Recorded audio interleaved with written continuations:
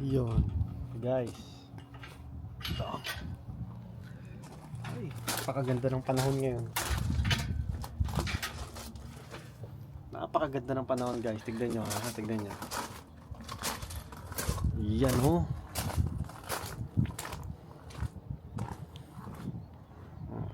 Ba? Tignan nyo. Wag lang yung wag lang yung yung kapaligiran ng ano namin. Oh, ganda, oh. Wow.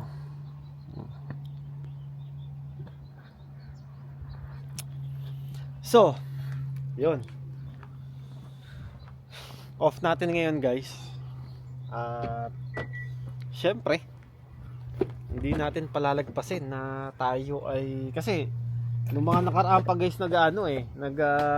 ulan, tapos sobrang lamig. At syempre, nung pa kasi nagyaya yung yung asawa ko na makapunta dito sa destination namin mamaya. Okay? So, dito lang yan, guys, sa Martini Town.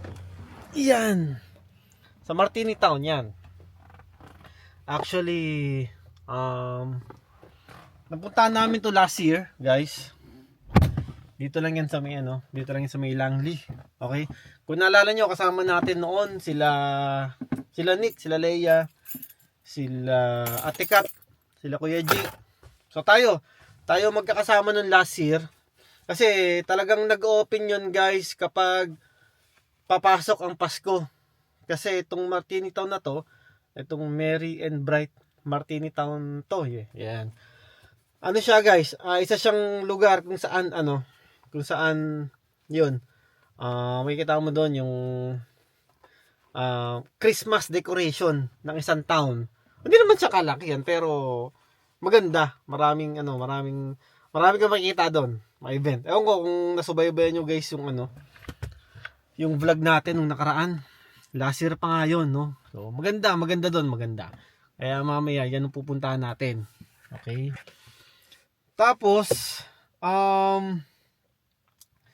binadali naming magpunta doon kasi, I think, sa tingin ko, last day na sila bukas. So, sasarado na nila yon, no? Tapos, next year ulit, doon ulit sila mag-open, no? Tapos yun, may kita nyo mamaya kung ano yung meron doon. Okay? Which is sobrang ganda, lalo pag paggabi, no? As of now, 1:30 ng hapon. Ang bukas kasi noon alas 3 ng hapon hanggang alas 10. 3 to 10 lang sila. Tapos yun, mabuti ngayon kasi mga alas 4 pa lang, before 4 o'clock, yan nagdidilim na. So, sakto-sakto. Kung alis tayo maya-maya, actually, nintay na lang natin si Jen. Tapos kasama na si Daniel. Okay? Yun. Sakto-sakto lang dating natin doon. Siguro mga 3:30, ganun. Tapos, guys,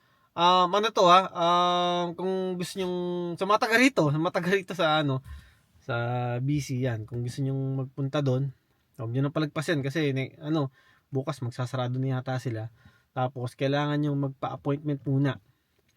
Booking online. Yan. So diyan kayo pa-book para kasi hindi sila nag-entertain ng walk-in. Ang alam ko kasi galing ko lang yung nakaraan doon, may hinatid tayo, no? So hindi sila nag-accept, guys, ng walk-in doon sa doon sa lugar na 'yon, no? So, 'yun. Mamaya, alis na tayo.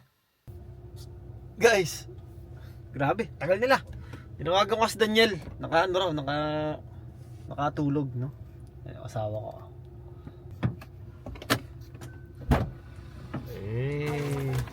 Si Daniel?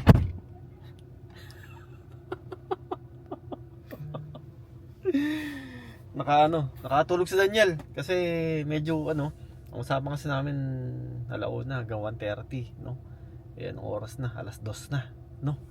Kaya ito. Tente lang. Total, lang naman. Ang biyahe namin papunta doon ay, tignan natin.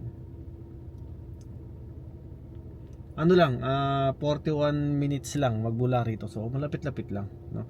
Tapos after nito guys, hindi namin alam, baka magpunta kami ng ano, ng Guildford, dyan lang sa Missouri, kasi may papalitan kami na ano, na binili namin last time, no. Ayaw ni Jen, kaya yun, punta muna kami doon. Tapos uwi na, no, kasi wala na rin namang mapupunta na iba, no. At least ang pinaka goal din, no. Ang goal lang naman namin ngayon is yung yung kami ay magpunta rito dito sa may Martini Town, no. Andiyan na yata sila. Teka. Sana. Ay. Green na green yung asawa ko. Andiyan na? Andiyan na siya? Ha? Nakatulog ata eh. Tinawagan mo. Bukas ako sa likod. Tinawagan mo? Tinawagan ko din eh. Taray, naka-Adidas.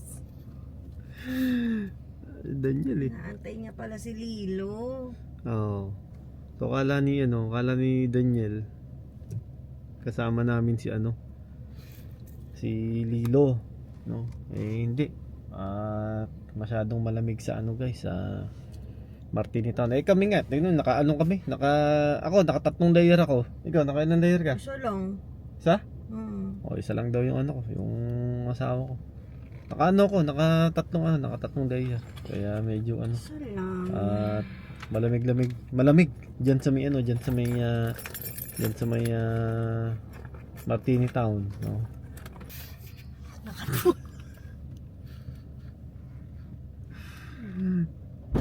Iwan pala si Lilo. Oo. May iwan. Nem, ganda pre. ng shoes. Tama. Ano ka? Nakatulog ka?